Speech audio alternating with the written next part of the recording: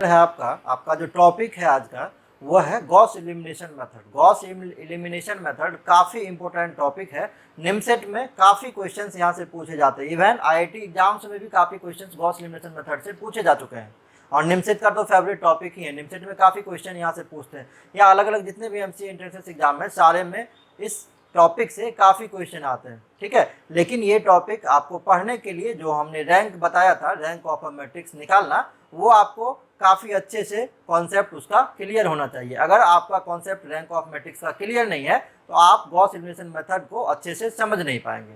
ठीक है, तो अगर आप मेरा प्रीवियस वीडियो जो रैंक ऑफ मैट्रिक्स के ऊपर में नहीं बनाया हुआ है ना, आप नहीं देखा हुआ है आपका, तो सबसे पहले आप उस वीडियोज़ को देखिए, उसके बाद आज का लेक्चर देखिए, तब आज का लेक्चर आपको बिल्कुल क्लियर समझ में आएगा।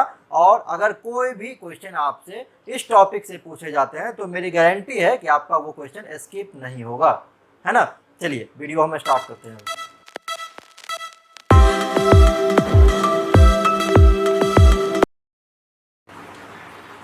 मेथड क्या होता है, जैसे देखिए अगर आपको पिछले दिन का लेक्चर याद होगा तो हम ए इक्वल टू क्या लिखे हुए थे, कॉफिशिएंट मैट्रिक्स लिखे हुए थे, है ना। अगर हम 3x3 का मान लेंगे तो A11 A12 A13 हो जाएगा। यहाँ पे A21 A22 A23 हो जाएगा। यहाँ पे A31 A32 और A33 हो जाएगा। And B is equal to constant matrix माने थे तो हम 2 का बता रहे थे, आप सिमिलरली 3 का भी ले सकते हैं। ठीक है, इसके बाद अब हम क्या करते हैं, ऑगमेंटेड मैट्रिक्स निकालते हैं। Augmented matrix of A and B.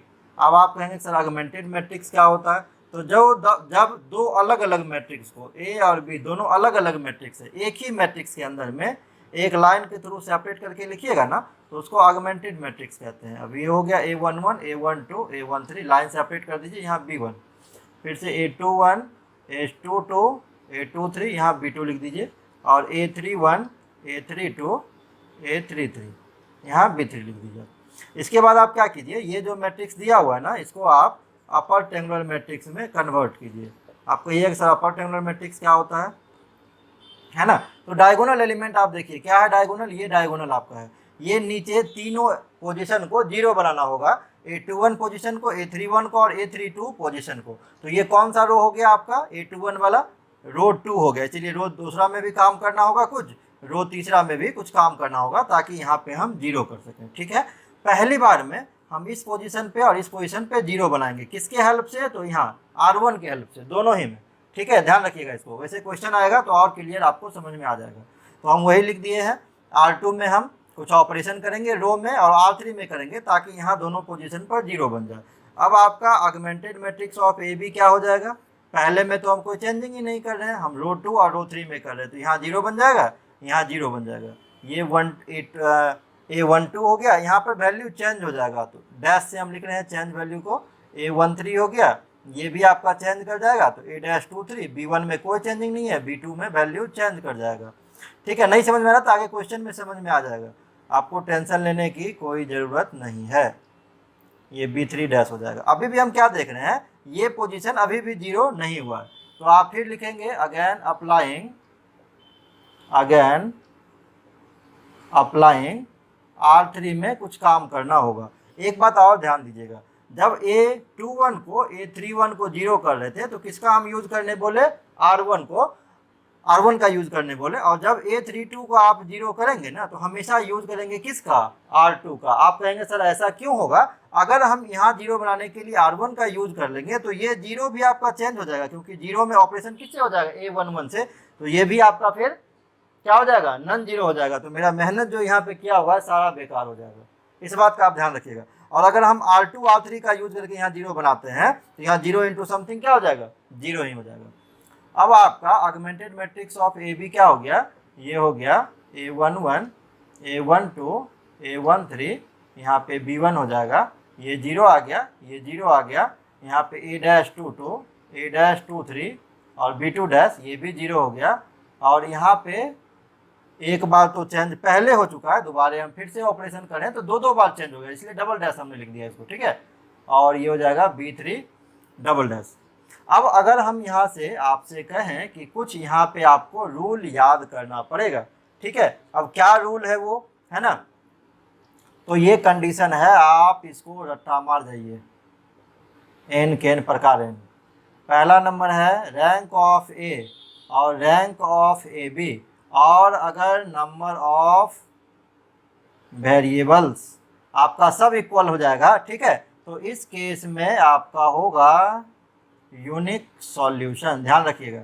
और अगर रैंक ऑफ ए का value rank of A B के तो इक्वल है, लेकिन नंबर ऑफ वेरिएबल से छोटा है, देन इस केस में इनफाइनाइट सॉल्यूशन आपका हो जाएगा, ठीक है। इसको रट्टा मार जाइए, ये काफ़ी क्वेश्चन पूछता है यहाँ से।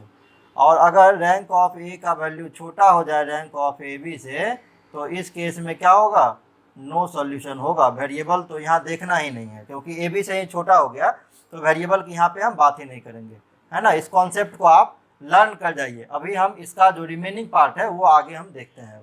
अगर हम यहाँ से रैंक देखते हैं, रैंक ऑफ ए, तो रैंक ऑफ ए क्या है।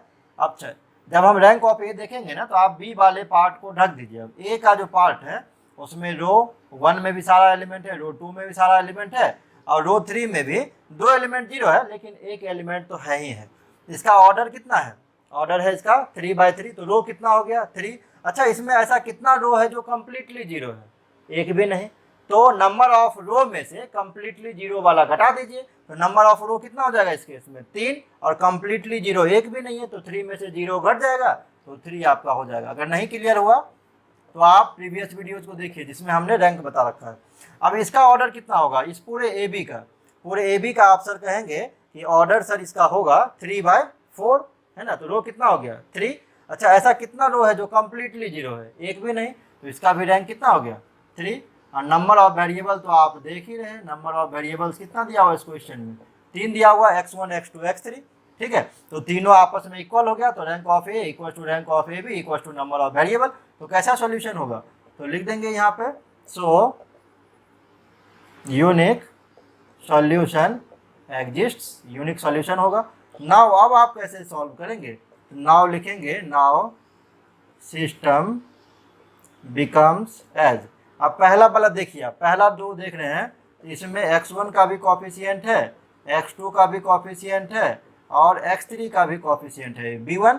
दूसरे रो में देख रहे हैं तो x1 वाला 0 है, a-22 x2 plus a-23 x3 is equal to b2 dash है।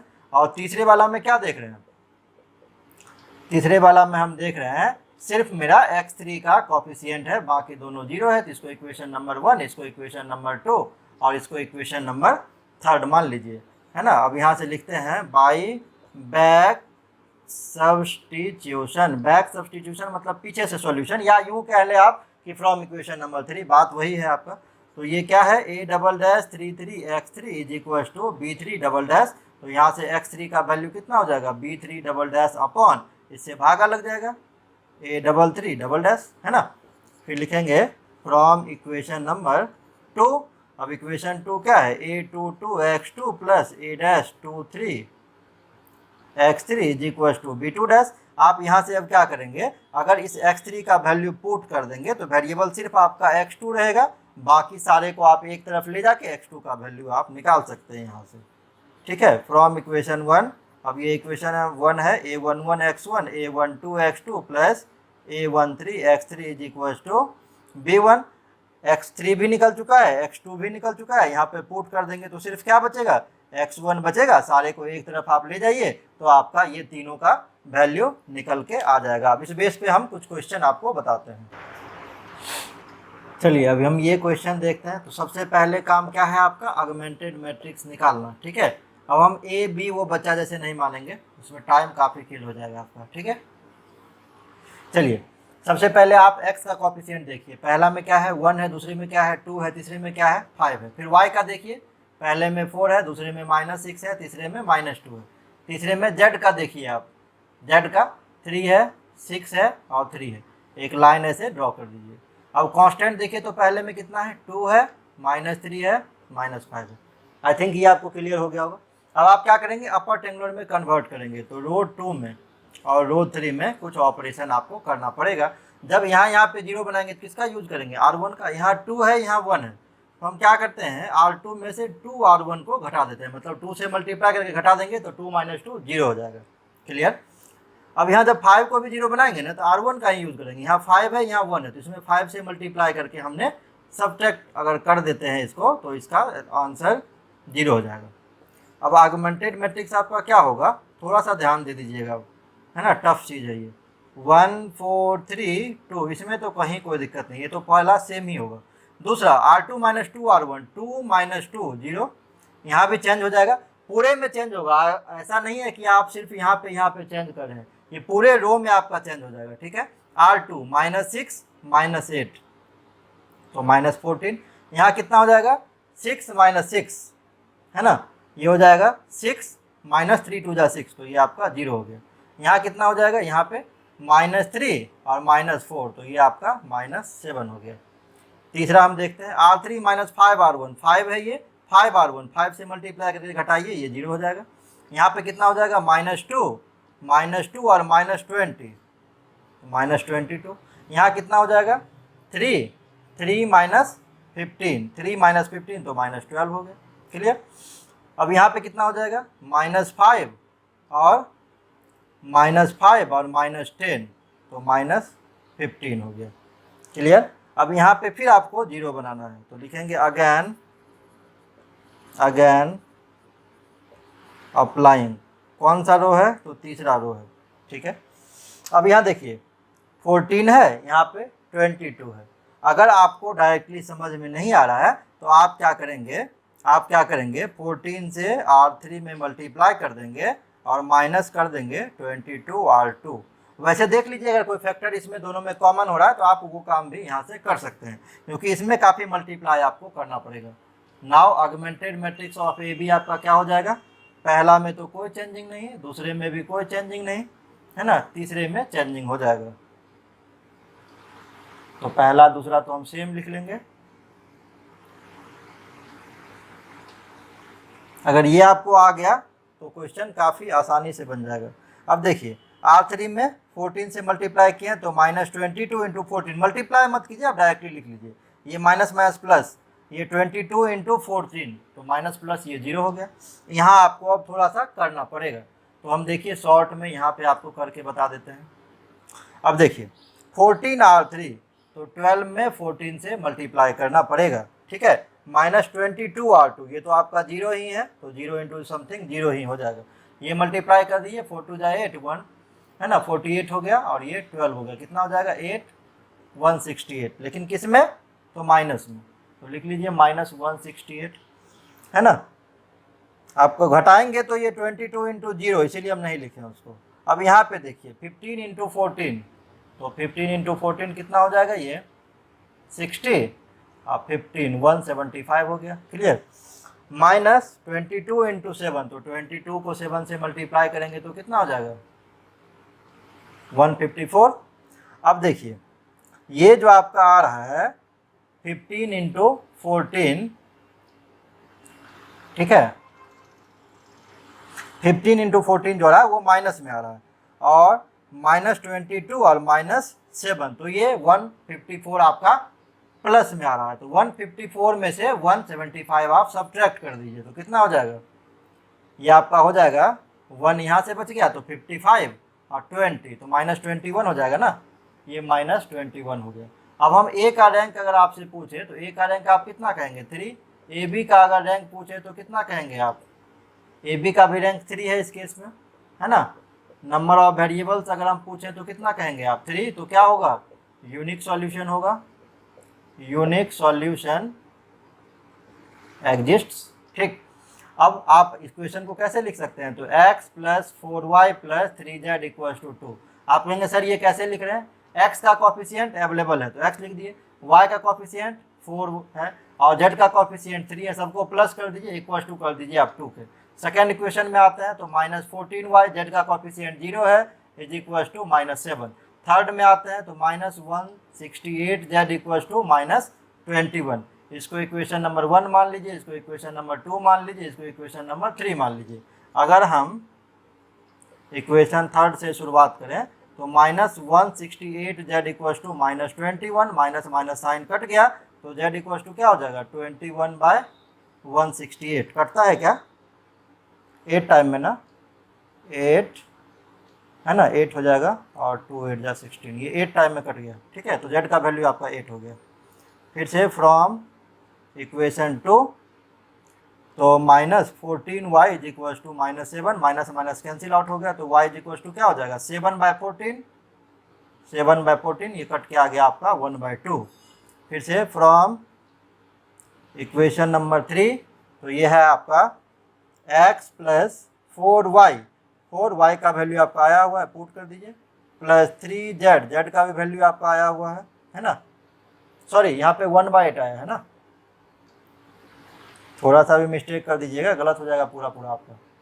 इज इक्वल्स टू 2 है तो 2 2 2 जा 4 यहाँ पे कट गया है ना, तो ये कितना हो जाएगा x इज इक्वल्स टू 2 - 3/8 और कितना -2, ये माइनस माइनस कट गया, तो ये -3/8 आ गया। ठीक है, ये x का वैल्यू आ गया, ये y का वैल्यू आ गया और ये आपका z का वैल्यू आ गया। ये क्वेश्चन का सॉल्यूशन हो गया है ना। दूसरा नंबर क्वेश्चन ये दिया हुआ है, सबसे पहले आप क्या करेंगे ऑगमेंटेड मैट्रिक्स निकाल लेंगे। तो ए बी का ऑगमेंटेड मैट्रिक्स आप लिख लीजिए। x का कॉफिशिएंट 1 है पहले इक्वेशन में, दूसरे में भी 1 है और तीसरे में भी 1 है। पहले में y का कॉफिशिएंट 1 है, दूसरे में 2 है और तीसरे में 3 है।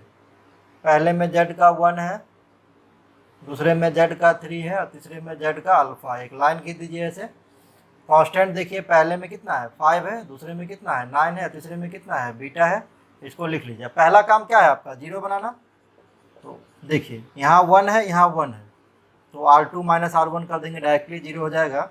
और R3 में भी क्या करेंगे, यहाँ भी 1 है, यहाँ भी 1 है, R1 में भी, तो R3 - 1 कर देंगे, ये भी आपका डायरेक्टली 0 हो जाएगा। तो आपका augmented matrix of A B क्या हो जाएगा, यहाँ 0 0, ये 1, यहाँ 1, ये पहले रो में तो कोई चेंज ही नहीं होगा, इसको आप डायरेक्टली लिख सकते हैं। अब यहाँ पे कितना हो जाएगा, ये 2 - 1, 2 - 1 तो 1, थर्ड में क्या हो जाएगा 3 - 1 तो ये 2, यहाँ पे कितना हो जाएगा 9 - 5 तो 4 हो जाएगा। फिर से 3 - 1 तो यहाँ 2 हो गया, यहाँ कितना हो जाएगा अल्फा -1 हो जाएगा यहाँ, और यहाँ कितना हो जाएगा बीटा -5 हो गया। ठीक, फिर यहाँ 0 करना है, तो किसके हेल्प से करते हैं R2 के हेल्प से। यहाँ 1 है तो 2 से मल्टीप्लाई करके हम सब्ट्रैक्ट कर देते हैं। तो R3 में हम क्या करेंगे सब्ट्रैक्ट कर देंगे किसको 2R2 को। तो अब ऑगमेंटेड मैट्रिक्स आपका ए बी जो है वो क्या हो जाएगा है ना, पहला दूसरा तो सेम रहेगा 1 0 0, यहाँ 1 1, ठीक है, ये 1 1 हो जाएगा। फिर यहाँ से 1 हो जाएगा, यहाँ से 2 हो जाएगा, और यहाँ से 5 हो जाएगा, यहाँ से 4 हो जाएगा। यहाँ पे तो क्या हो जाएगा 2 - 2, तो ये तो आपका 0 हो गया। अच्छा यहाँ पे क्या आएगा अल्फा -1 और -4, तो अल्फा -1 -4, तो यहाँ पर कितना आ गया अल्फा -5 आ गया। यहाँ पे कितना हो जाएगा ये बीटा -5 और -8 है ना, बीटा -5 -4 2 जा 8, तो बीटा माइनस कितना हो गया बीटा -15 हो गया। क्लियर, यहाँ तक तो कोई दिक्कत ही नहीं। अब क्वेश्चन हम पढ़ते हैं, क्या लिखा हुआ has infinitely many solution then beta minus alpha. अच्छा इन्फिनाइटली मेनी सॉल्यूशन, ये गिवन डेट दे रखा है, given that equation has infinite solution, given that equation has infinite solution. Infinite solution के केस में क्या होता है rank of A is equal to rank of A B, लेकिन छोटा होता है किससे नंबर ऑफ वेरिएबल से। नंबर ऑफ वेरिएबल कितना है इस इक्वेशन में 3 है, तो ए का और ए बी का रैंक कितना होना चाहिए 2 2 होना चाहिए, तब ना ये 3 से छोटा होगा। तो ए का रैंक 2 कब आ सकता है, ए का रैंक 2 तब आ सकता है जब यहाँ अल्फा -5 की जगह पर कितना हो जाएगा 0, तो अल्फा का वैल्यू कितना 5, और ए बी का भी रैंक 2 आना चाहिए, तो यहाँ भी क्या होना पड़ेगा बीटा -5 भी 0 होना पड़ेगा, तो बीटा का वैल्यू कितना हो जाएगा आपका 5 हो जाएगा। क्लियर हो रहा है।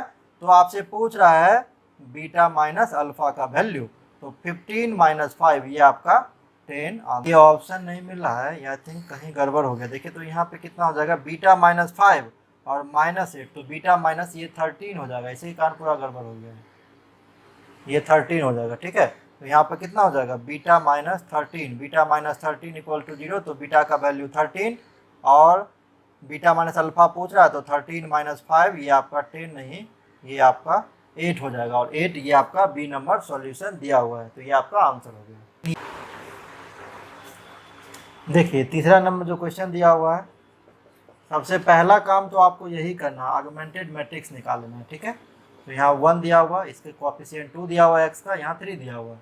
पहले में y का 1 है, दूसरे में भी y का 1 है, तीसरे में y का 2 दिया हुआ है। पहले में z का 1 है, दूसरे में z का -1 है, तीसरे में k है। कांस्टेंट की बात करते हैं तो 2 है, 3 है और 4 दिया हुआ है, कोई दिक्कत नहीं है। आप 0 0 बनाइए अपर ट्रायंगुलर में, यहाँ 2 है, यहाँ 1 है, तो R2 माइनस 2R1, R3 तो R3 माइनस 3R1। अब ऑगमेंटेड मैट्रिक्स आपका क्या हो जाएगा, ये हो गया 1, ये हो गया 0 0, ये तो आप बना ही रहे हैं। अब यहाँ पे देखिए कितना होगा, 2 माइनस 1 1 ना, 1 माइनस 2 तो -1, यहाँ पे कितना हो जाएगा -1, यहाँ पे आपका हो जाएगा कितना -1 और -2 तो -3, यहाँ कितना होगा 3 3 माइनस 4 तो -1 हो गया।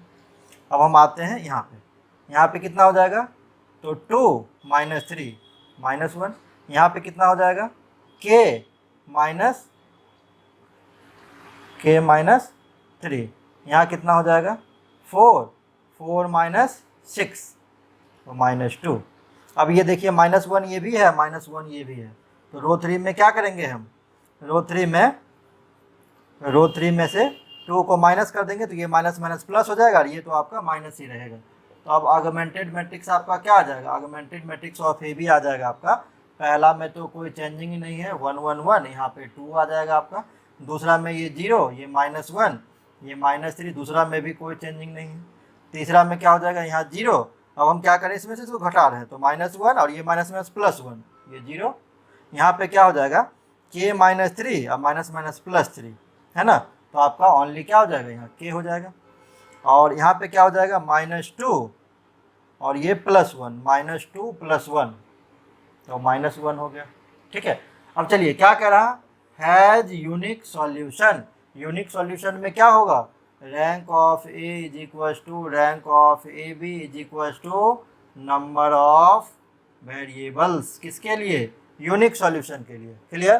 तो रैंक ऑफ ए जो है आपका वो 3 आना चाहिए, क्योंकि नंबर ऑफ वेरिएबल 3 है। तो रैंक ऑफ ए 3 कब आएगा, जब k का वैल्यू नॉट इक्वल टू 0 होगा। अगर मान लीजिए k का वैल्यू हम यहाँ पे 0 पुट कर देते हैं, अगर 0 पुट कर देंगे तो a का रैंक कितना हो जाएगा, 2 हो जाएगा, सारा खेल ही बिगड़ जाएगा आपका, यूनिक सॉल्यूशन होगा ही नहीं, है ना, नो सॉल्यूशन की तरफ चला जाएगा वो। इसीलिए k का वैल्यू अगर नन 0 है तो आपका यूनिक सॉल्यूशन एग्जिस्ट करेगा, जो पहले नंबर आंसर में है ना, ऑप्शन में सॉरी ये दिया हुआ, आप इसको नोट कर लीजिए। और अगर चलते चलते मेरा वीडियो आपको अच्छा लग रहा है तो प्लीज़ चैनल को लाइक एंड सब्सक्राइब जरूर करके जाना। मिलते हैं नेक्स्ट वीडियो में, थैंक यू।